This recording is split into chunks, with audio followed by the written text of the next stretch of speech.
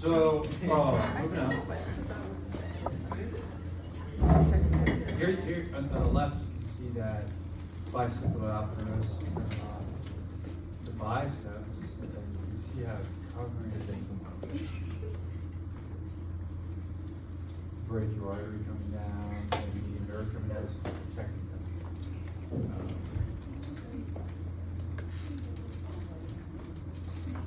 And if you open up this area,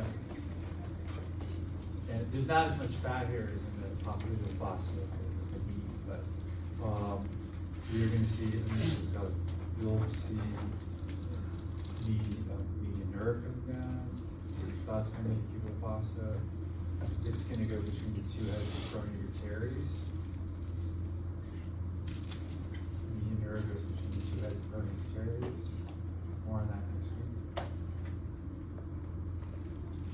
week. And this is where radial nerve starts to bifurcate. So the radial nerve here is just spiraled around the back of the humerus via the radial groove, and it's going to divide into a deep branch that pierces supinator.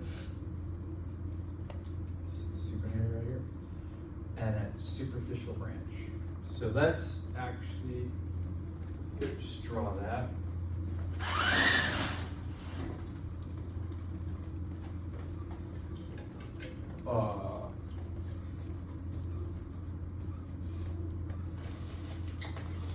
So radial nerve comes down,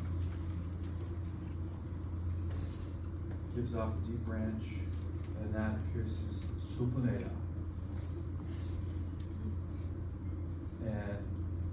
And then it continues as posterior interosseous nerve.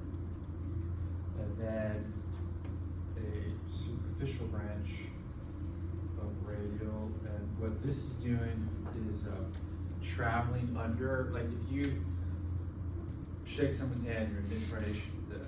I'm not a bodybuilder, but you can even see a knee. The little bulge there, that's brachioradialis. So superficial branch of radial nerve is traveling under brachioradialis.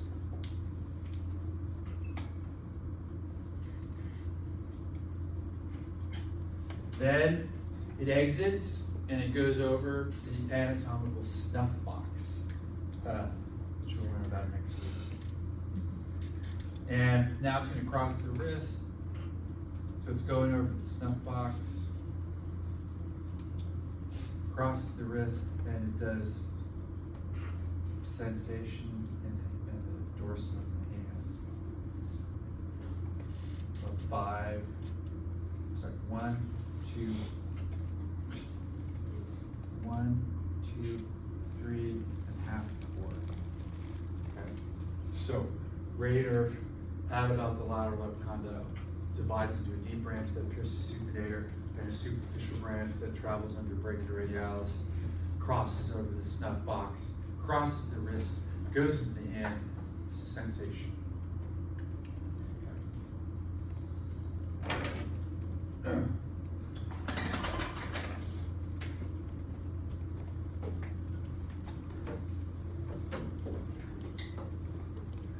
And so you can see that happening here. DJ, you get the lights? Thanks. Okay.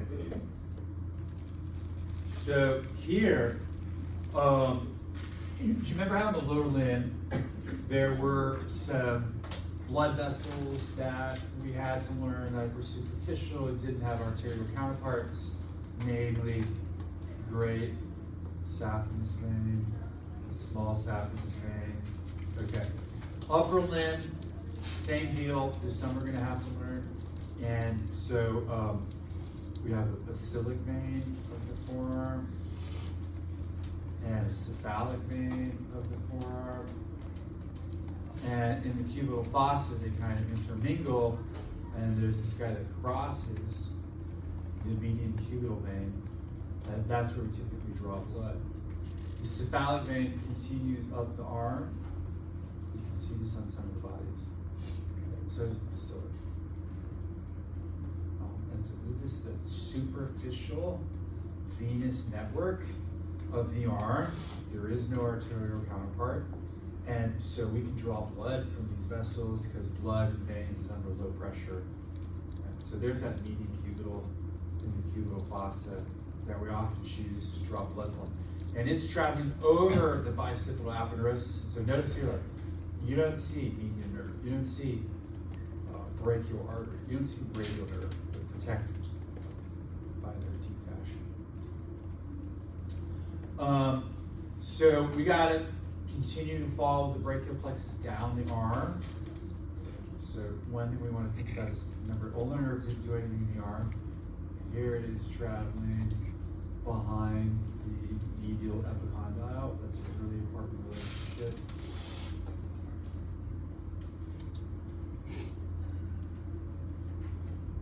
You can palpate it there, and it's close to the surface, so it's exposed. Okay.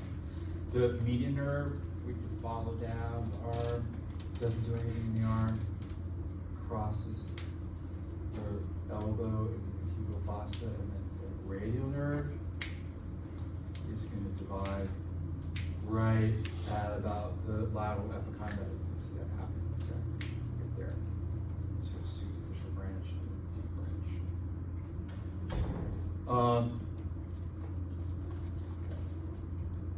We'll add to this.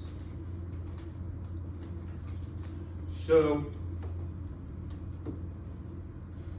in about 1-2% of people, there's a funny ligament in distal humerus, and so it's running from the supracondylar process to the medial epicondyle. And it's called the ligament of Struthers. So if you have it, typically what the median nerve does is it goes under that ligament before it gets into the cubital fossa. Then almost everyone, median nerve then goes between the two heads of peroneal arteries. See the two heads of peroneal arteries, peroneal arteries. Median nerve is going between those two heads. Now it's in the forearm. Okay, so if you got a ligament of Struthers, not many people have it, 1 to 2%.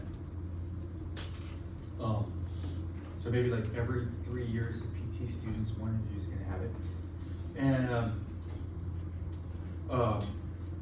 that's a potential site for impingement, okay? And so, yeah, and you really probably see full spectrum, potentially median nerve dysfunction, because the median nerve really hasn't done anything at this point. It's just about to start innervating the flexors coming off the medial epicondyle. But if you impinge it as it's going through Struthers, it really hasn't done anything. So, so if you damage the median nerve here, really approximately, relatively speaking, that can be kind of devastating. Okay, so again, one of our goals, follow brachial plexus down, and you can see, guys, that M, again, 3 of the 5 terminal branches, so that's our goal. Notice how musculocutaneous, as we make our way to the arm,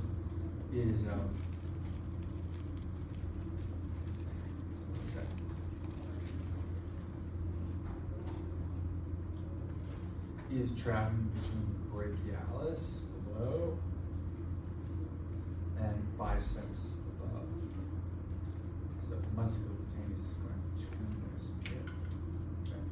So musculocutaneous pierced coracobrachialis, and then it travels between brachialis and biceps. And then you want to see if you can see this on a few cadavers. After it's done innervating the anterior compartment of the arm, it continues as a sensory nerve on the lateral aspect of the forearm called lateral cutaneous nerve of the forearm. Okay, you see it right there.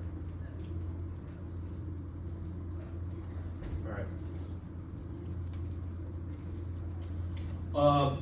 Whether or not you have ligament of Struthers, ulnar nerve always goes behind medial epicondyle, and it'll then go through a tunnel, and this is called the cubital tunnel. That's a site for impingement. And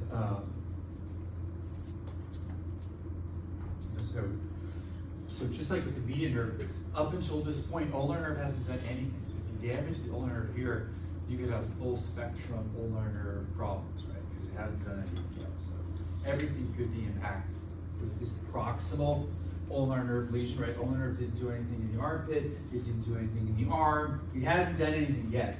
When by the time it's getting to the medial epicondyle, or it's about to. So really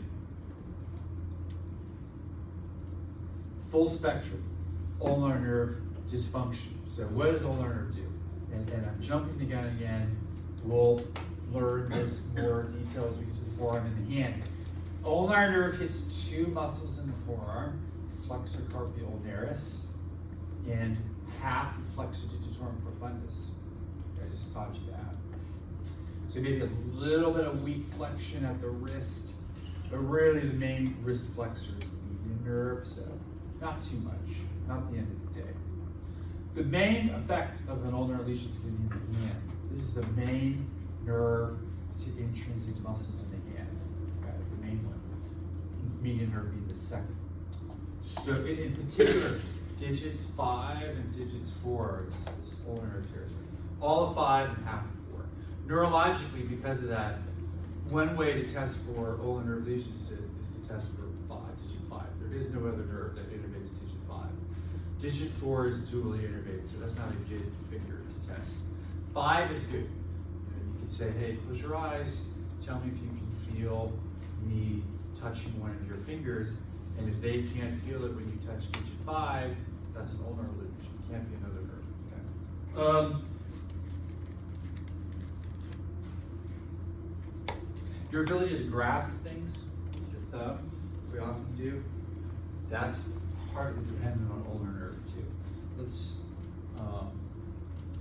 kind of, this is really stuff we're going to learn more when we get into the hand. So I'll come back to this. But like a lot of intrinsic hand function would be damaged with the ulnar nerve lesion. So one of the common things we test for is you take your credit card out, and this is, if you're wondering, this is not weed.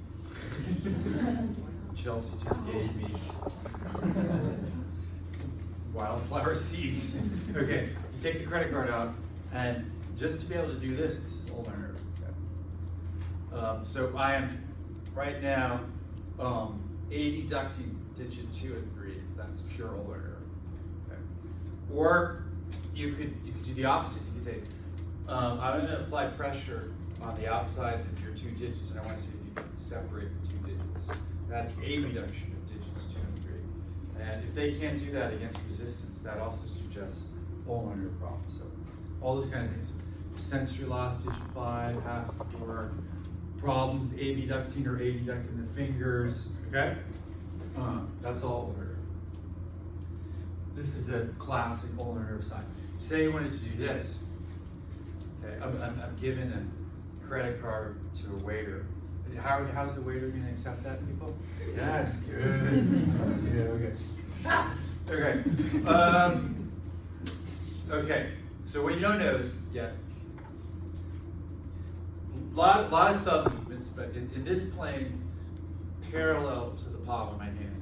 If my thumb's moving outward, that's extension, and this is flexion. But if my thumb's now moving perpendicular to the plane of the palm of my hand, that's abduction, adduction. So adduction. So to do this, I'm adducting my thumb.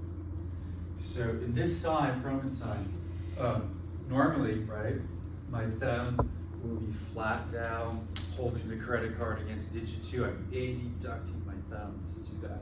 But if I have a weak ulnar nerve, then the adductor to the thumb is weakened. Adduction of the thumb is ulnar nerve. Sorry, this is all jumping the gun. We'll learn it again when we get to the hand. So how do we compensate? We're going to use a long flexor to the thumb. See that? Now I'm using the long flexor. Okay, see that flexion there, the interphalangeal joint? Now I'm using the adductor. Now I'm using the flexor. So if the ulnar nerve is lesioned, I can't do this. I'm going to use the flexor. That's the sign. Another sign is called Claw hand, and doesn't that look like hand benediction? Kind of does. This is hand benediction, right? See, I'm making a fist here. This is claw hand. I'm not trying to make a fist. This is just an abnormal posture. The patient isn't trying to do anything. They're not trying to make a fist. They're not trying to make a religious symbol. Their hand just gets pulled into this abnormal posture. And we'll hold off on thinking about how claw hand forms until a future lecture, but just know that. So I told you today, you damage the radial nerve, you probably have weak extension of the wrist drop. You damage the median nerve, you might have hand benediction, problems with making a full fist, problems making an okay sign. You damage ulnar nerve, might have claw hands, problems abducting and adducting the fingers. You might have Froben side, where I'm flexing here, I can't adduct. Okay, putting it all together.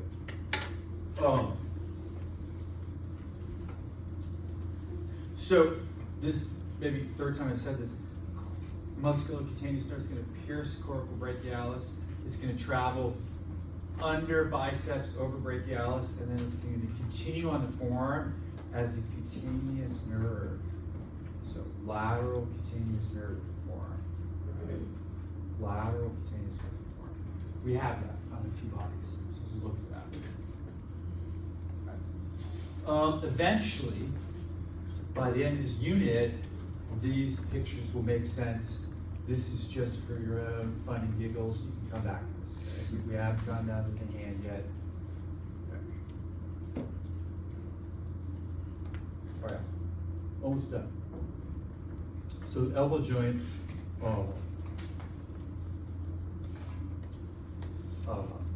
two different articulations. One articulation made by the humerus and the ulna, and another articulation made by the humerus and the radius. And you put it together, you got an elbow joint. This is a hinge joint. It's a synovial joint. It's a joint that allows flexion and extension, and that's it. Okay.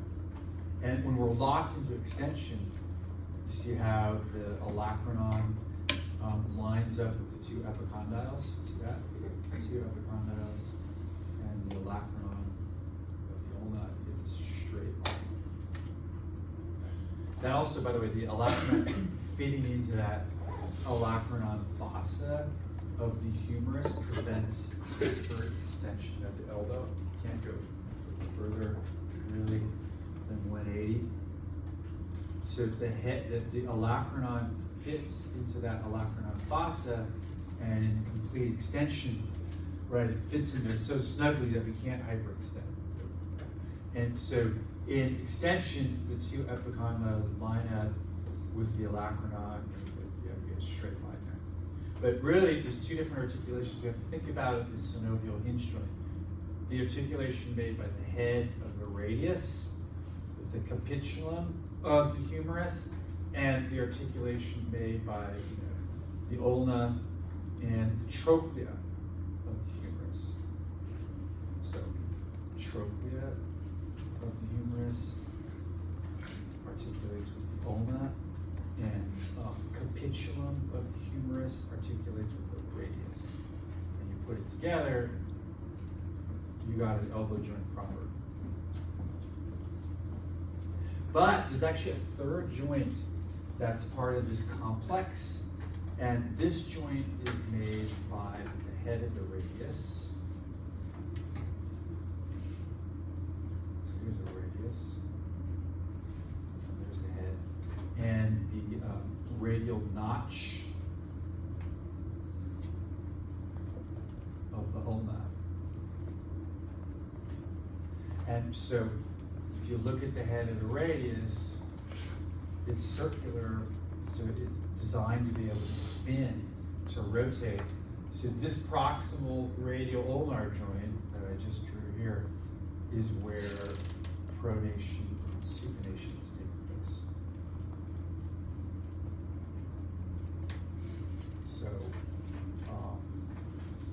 So the head of the radius is actually forming two joints. It's helping to form part of the elbow joint proper, and it's attaching to the ulna via the proximal radial ulnar joint, which you can see right there. Proximal radial ulnar joint. That's going to allow for pronation and supination. Proximal radial ulnar joint.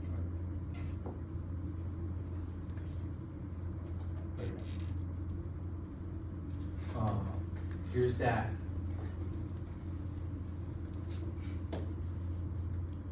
Here's the radial tuberosity. So that's where biceps is going to attach. And that explains why biceps is a supinator and then a flexor. Here's the ulnar tuberosity.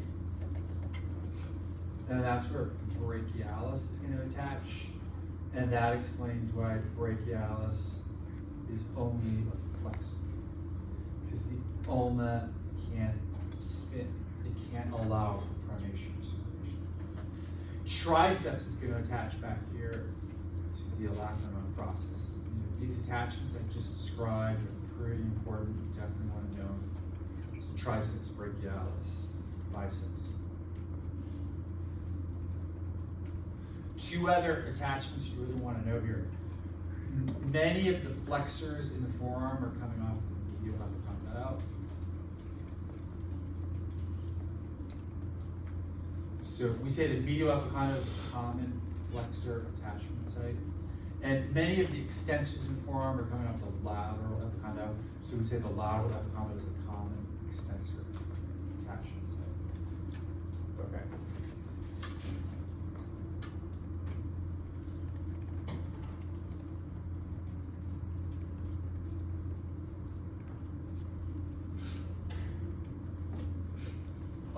So this other joint that's easy to forget when you're thinking about the elbow joint complex is the joint made by the head of the radius and the radial notch of the ulna, and that's the proximal radial ulnar joint, and that allows for pronation and supination. Okay. Some similarities of these forearm bones to the leg bones. I'm kind of jumping the gun here, but we've got styloid processes, whereas in the leg bones we had malleolae, right? So in the forearm bones we have the styloid processes. In the leg bones we have malleolae. Okay. So this artistic rendition shows a really beautiful representation of the proximal radial ulnar joint. And you can see how, because the head of the radius is circular, it's going to spin, it's going to rotate, allowing for pronation and supination. And what is it articulated with? The radial notch of the ulna. Now, we don't want that head of the radius to get too lax, and so we're going to drape around it an annular ligament. Annular means like circular. That'll keep the head of the radius nice and snug. And you can see that on a couple of bodies in the lab. So look for that. Right over here, you can see the proximal radial ulnar joint right there.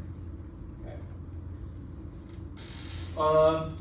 So here's a view of trochlear notch of the ulna, articulating the trochlea of the humerus. That's one half of the elbow joint proper. Here's trochlea of the humerus in an MRI. This would be trochlear notch. Okay. You can see how in flexion, the medial epicondyle, the lateral epicondyle, and the olecranon make a triangle, but in extension, they all line up. Okay, in a line. Medial epicondyle, olecranon, lateral epicondyle, in extension, one line. And that head, that olecranon fits in that olecranon fossa, so that limits hyperextension. You can see how the elbow joint complex is encompassing the two main parts of the elbow joint and the proximal radial ulnar joint. So it's really three different surfaces, right? The surface, the radius, talking to the capitulum, the ulna talking to the trochlea, and the radius talking to the ulna. 3 different articular surfaces in the elbow joint complex. Here in this radiograph, you can see the proximal radial ulnar joint.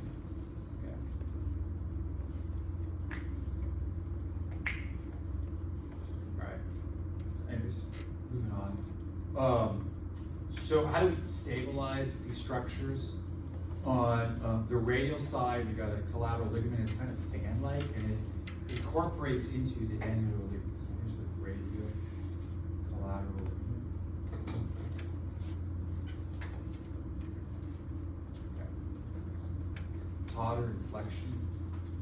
On the ulnar side, there's a kind of a complex of things, and the major stabilizers of the ulnar collateral ligament are this anterior band that's taught in extension. I'm going to put extension here, and this fan-like posterior band that's taught in flexion. We used to have this on we had an isolated upper limb, and you can see these ligaments. We don't have it anymore. This oblique band probably is just playing more of a role in keeping 2 bone surfaces snug together. And then lastly, we're going to drape around the head of the radius, the circular annular ligament. You can see that on the cadavers. You don't want to tear that. It sometimes gets torn. Like I was lucky when I told you about my little incident. I was lucky I didn't tear the annular ligament. Here you can see that anterior band of the ulnar collateral ligament. You can see the fan-like part of it there. Here you can see the annular ligament. This is a cadaveric specimen. Pretty cool. I think we'll talk more about this next week, but these epicondyles at the distal end of the humerus are on the medial side, the common flexor attachment site, and on the lateral side, the common extensor attachment site. So anyone who does a lot of movement here, that's all of us, but some people do even more than all of us, like repetitive movements there. So golfers, tennis players, golfers, a lot of irritation going on at these epicondyles of the humerus. They can get inflamed, the muscles and connective tissue attaching there, and then you'll get irritation there, pain there. So we can talk about golfer's elbow, tennis elbow. Okay. Kind of another thing, like if you look at me in anatomical position, you see that little angle that the forearm bones make with respect to the humerus. This is called the carrying angle, and I think this is interesting. It's wider in females, which makes sense because the hips tend to be wider in females, and we know why now because of the difference between male and female pelvis, right? That allows our limbs to swing as we're locomoting without bashing into our torso. So this is something, you gotta be careful. Any of you here have like a little nephew or niece? Like first thing I want to do is like, hey, Johnny, I just want to swing Johnny like this, and he loves it. The thing is, his parents don't love it when I do that, because if you swing Johnny like that too hard, you can pull the head of the radius, the head away from the capitulum. You can tear the annular ligament, and just be careful with your niece and nephew doing this little thing. And like, you don't want to do this and then like throw Johnny like 30 feet. Anyways, subluxation of the radial head. So like, I think I just see so many people doing that. Like, makes sense. Especially my father's 6'4", so I imagine when he was holding my hand, there is a chance he wasn't even intending to, like, pulling so hard on my upper limb, it pulls the head of my radius away from the capitulum. So that's what we do by this.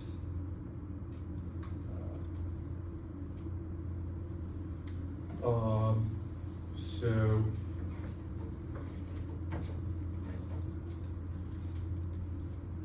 this joint I've already talked about. This is where pronation, supination is taking place. And so here it's formed by the head, the radius, and the radial notch of the ulna, and we're going to secure it with the annular ligament. And so, so far we've only learned one muscle that works here, and that is biceps. This biceps is a supinator and a flexor. But there's actually another dedicated supinator we're going to learn about next week, and there's two dedicated pronators that we're going to learn about next week. So if you want to pronate, we can use pronator teres and pronator quadratus. And if you want to supinate, we can use biceps and we can use supinator. Okay? And there you have it. And when you pronate and supinate, the bone that's moving, that's rotating, is the radius, not the ulna. All right. And so we've learned about how biceps functions as the supinator and the flexor. And next week we'll learn about the second supinator, which is called the supinator, supinata, Arnold Schwarzenegger's muscle. Okay. And the main place where this is happening is the proximal radial ulnar joint. And here you can see a set of two radiographs, which is cool during pronation supination. There's a little bit happening at the distal radial ulnar joint, but really most of this is happening at the proximal one. Okay. Last slide. Just like at the knee, we've got collateral branches coming to the elbow joint from above. So we've got some ulnar collateral vessels, and we got some coming up to the elbow from below. All right, so these are recurrent vessels.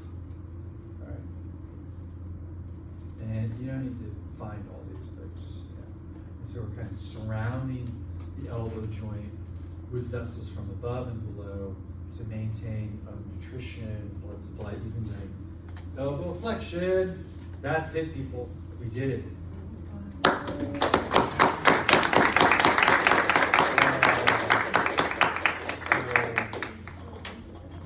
Be careful with swing.